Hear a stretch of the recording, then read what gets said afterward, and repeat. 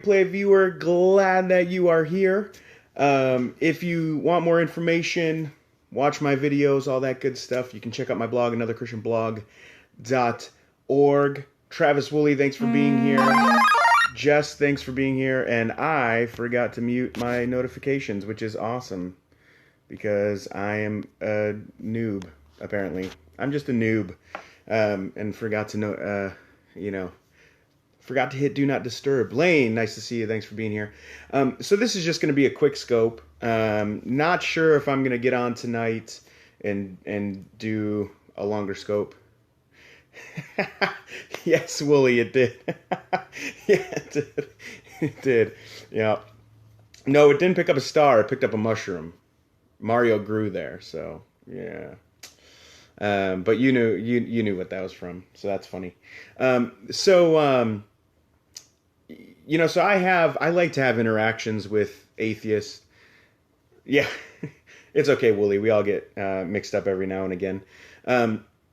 And so I like having interactions with atheists. I like to discuss truth and knowledge and all of that good stuff. Hey, John, thanks for being here, man. Patty Cakes Niner 14. And there's a few people that have said, "Oh, Travis is so patient. He's so patient," and I appreciate that. Hey, Mike, thanks for sharing this or inviting your followers. And I appreciate that. I don't always feel patient when discussing God or discussing truth with people. Especially people who disagree with me. And sometimes, it even gets hostile. And I'm not just talking on Periscope or on thumbs up, bro, or on Periscope or on Blab or on my blog or anything like that. But even when I'm just talking to people about the gospel in person, it can get a little contentious. That was going to be my next one, Sydney. Why does Sydney hate dinosaurs? But yeah, and the reason why I don't get upset is because I know that that does not please. You were surprised that I blocked people? Why? Hey, atheist checking in. Thanks for being here. You were surprised that I blocked people? I block people if they're cursing and I ask them not to, or if they just repeat stuff over and over, or if they're like Russian and they keep just spamming things that aren't in English. So I only blocked 2 people last night. That's like a record. I don't understand. But anyway, maybe Mac will tell me why he was surprised. I don't hate Russians. It's just I don't speak Russian, so it doesn't make much sense to let them just type in Russian when no one can see it. But anyway, Putin will find out. Yeah, I know Putin will find out. I'm not a Russian hater, Sydney. Please. In Proverbs 39, 11, it says, "Fools give vent to their rage, but the wise bring calm in the end." And when you're in a conversation, and it could be about politics, it could be about... Yeah, I am chill most of the time, Mike. I don't let my emotions control my... Yeah, I know, Mike. I don't like to have my emotions control me. And that's not to say that sometimes they don't. I've blocked people and then I unblock them because I go back and I'm like, well, I probably could have warned them again. But if it's not going to be helpful to the conversation, then and especially if I ask them not to curse or if I ask them to be, appropriate and they're not, well, this is my broadcast. I can choose to do that. But I do like to be calm most of the time because you've probably been in a conversation and, it could even be politics. It could be anything. And the other person just starts yelling They get upset. They're mad that you don't agree with them. They get angry, and they start yelling. They start getting more vicious. They start attacking you instead of interacting with the argument. And when that happens, that isn't a recipe for truth.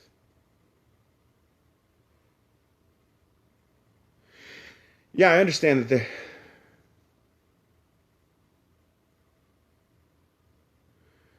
I think I would agree with that, Kyle. I didn't read the. I couldn't get the whole thing you said, but um, and so the whys bring calm in the end, and I think you communicate better when you can be calm, and you show people how you can interact with people who disagree with you. Because when I'm talking to someone on Periscope or on Blab, ah, hey Douglas, thanks for being here. When I'm talking to someone, um, I'm not just doing it for that person's benefit, especially in a like a social media um, context like this, because even though I may be interacting with one person's question that was asked, there's other people. Jesus is perfect theology. You are speaking truth. That's how he spoke to people. Okay, I see what you're saying. Yeah, I agree with that. Um, and so we, well, now you got me all mixed up, man, dang. But what I was saying is, I might be interacting with one person's specific question, but the way I treat that person in that discussion, everyone sees that, right? And so they may disagree with what I'm saying, and they may think, "Oh man, um, that maybe I don't agree with that answer." But that person was kind of snarky. That person was kind of mean, and he handled that really well.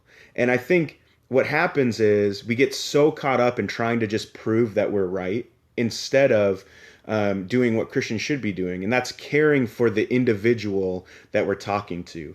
Um, it does. The way you treat people when they treat you poorly does speak a lot about your character. And I think it's important for us to remember that we should be modeling Jesus to people, right? Not just giving lip service to it. And it's easy to just say, "Oh yeah, I love my neighbor. I love my neighbor as myself." But to actually do that and put that into practice is difficult. And we need to do that as Christians. We need to push ourselves to do that.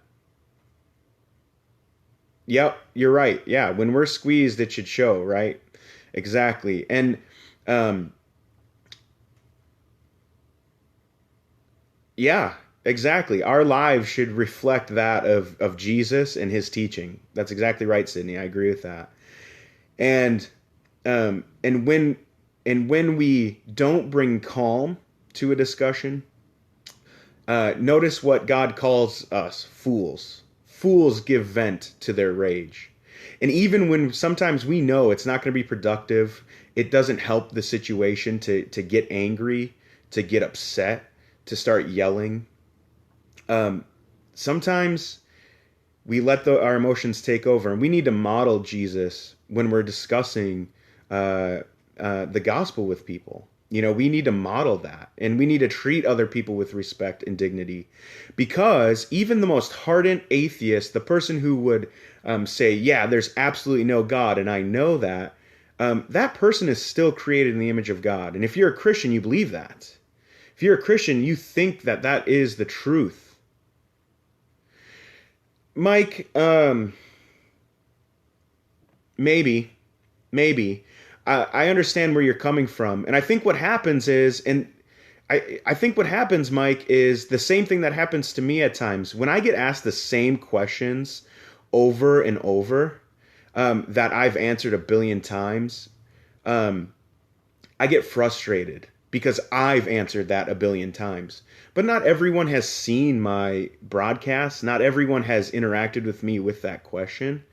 And so I need to remember that. And I need to constantly bring myself back to, you know what, I'm here to share the good news with people, not to just prove that I'm right. And so, yeah, I know. I know that, Douglas. I know that. I've made that clear.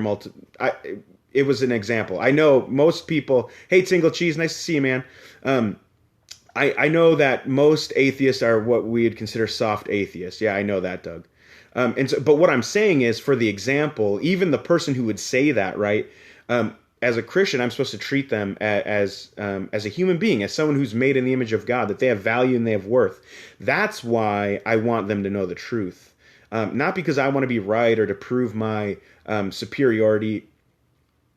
Or yeah, Doug is a very well-spoken guy, and he's very soft speaking too. And not like soft like the note of his voice, but he wants to reason with people. He gives people the benefit of the doubt. It's actually a pleasure talking to him. And so we should be modeling Christ to people.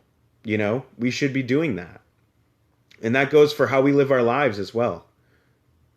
Yes, there will be. It's not, I don't think it's active yet. Would I treat you less if you weren't a Christian? Is that what you asked, Doug? I actually treat Christians harsher, usually. Especially ones who claim that they know like the truth and things like that. So, yeah, the guy was very arrogant and condescending on Ryan's scope, and then he brought it to...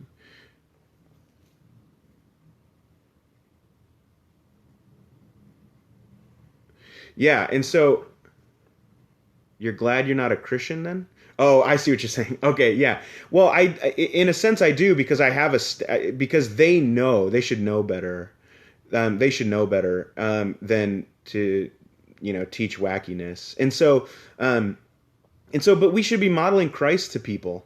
And when we get in conversations that make us angry and upset, I understand what that's like. I understand that feeling. And as a Christian, there's times where you need to just say, you know what? I don't have an answer to that question right now. Because I'm a fallible human being. I don't know everything. And I know I've gotten called out for being hubris and a know-it-all and all this stuff. Well, I want to give an answer to people's questions the best that I can. But at the end of the day, I can't answer every single question. And so it's important for us to remember that and to be humble when discussing the gospel with people. Yeah, I mean, none of us do. Yeah, I agree with that. Christians don't accept new belief. Yeah, I would say, hey, Chris. Yeah, I would say, when it comes to new believers, that's different, right? Because they're very, they're learning the foundations of theology, right? So it's a little different. But yeah, we need to bring love to people. What is my weak spot? I guess it depends what you mean. I don't know if I have necessarily a weak spot, meaning, oh, I don't believe this part, right? Don't focus on heaven or hell. Jesus wants to have a good life. Well, he wants you, well, not, I mean, it depends. It depends. It depends what you mean by he wants you to have a good life now. I guess it depends what you mean by that. He wants you to have eternal life now. That's what I would say. And so my goal in all this, Travis Woolley has been commenting on my blog, and we've kind of been going back and forth a little bit. And I know I haven't been keeping up as well as I should, Travis. I know that.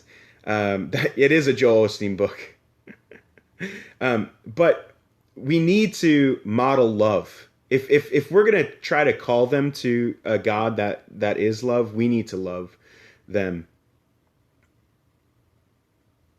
Doing his work is living a great life. I agree with that. I agree with that. I agree with that. And so that's really what this scope is about. It's not even necessarily geared towards atheists, even though I hashtagged that in there. I'm 28 years old. Kind of a random question, but that's cool. Yeah, well, and we would disagree with what love is, Tingle Cheese, but that's okay, because my goal isn't just to prove intellectually to you guys that God's real, because at the end of the day, from our perspective, right, the devil knows God's real, the demons know that God is real, they just don't trust him. He's only... Okay, thanks, Wooly. I appreciate that. Yeah, Wooly responded to one of them, and it was like book length. It was book length, and I was like, dude, I just don't write very much anymore, so it's interesting to try to respond to people. I can't for some reason I just haven't been writing as much as I used to. But guys, that's what we're called to do is to model love to people who don't agree with us, and to bring that calm, as Proverbs tells us. Um, yeah, I mean Jesus showed people love, right? Yeah, yeah. I know you do, Willie. I know you do. I would actually like to hear more about what you do, Travis, but that's probably for a later discussion. But guys, if you it's easy to justify why. That's exactly it, Tingle Cheese. I don't know if your name can be Tingle Cheese and claim that you smell good, but whatever. Um, but yesterday's scope, I was encouraging y'all to step out and where am I? This is my office. This is my office. This is where I work. So this is I work in a dungeon, which is why it's so dark and weird looking. Um, yeah. Okay, Drew. Yeah, I got you. No, I like tingle cheese. It kind of flows off the tongue. I like just saying tingle cheese. It's fun. Um, and so this is my office. I have no windows in my office. And so it's really dark and I get weird shadows on my glasses and everything. Yeah, it is a little bit. Yeah, it's a little weird. And sometimes I have to just go outside to like, oh my goodness, okay, the sun is real, because I'm trapped in the office when I'm here. But so the way you're stating some things, yeah, I understand that. And I could clarify more if you need me to. This isn't going to be a long scope. I'm actually going to jump off here because I got more stuff I got to do. But um, what did you miss? You're gonna have to catch the replay. I've been on for a little bit, and I'm about to head back to work. I'm a youth director. Yeah, catch the replay. Catch the replay. I'm a youth director, so I write sermons and lessons, um, and I disciple students and help parents, things like that. Yeah, I know you're an atheist. And that's one of the reasons why I'm on Periscope is to interact with y'all and really share the gospel. And let's blab about evidence someday. All right, Doug, we'll have to do that. Um, yes, I am. They're playing the Packers. I am cheering for the Lions. Yeah. But anyway, I'm a Vikings fan, you guys, just so you know. So anyway, I'm gonna hop off. But guys, don't be afraid to share your faith. If you're a Christian, you're listening to this. It is daunting at times, and we feel like we're not prepared. Yeah, they do play tonight. Yep. They play tonight. Wait, do they play tonight? Do they play the Wings? They play the Red Wings tonight? Tingle Cheese? Really? I thought it was.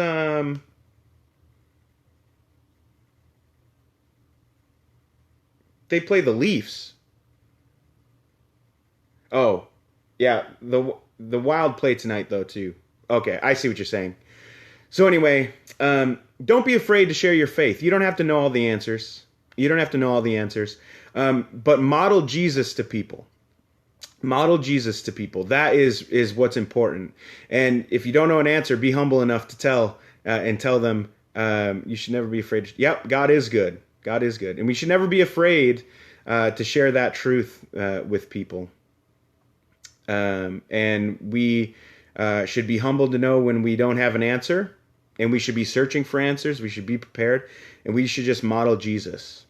And as Jesus has been patient with us, as God has been patient to us, we're patient to people that we talk to. Hello, Ireland. Thanks for being here.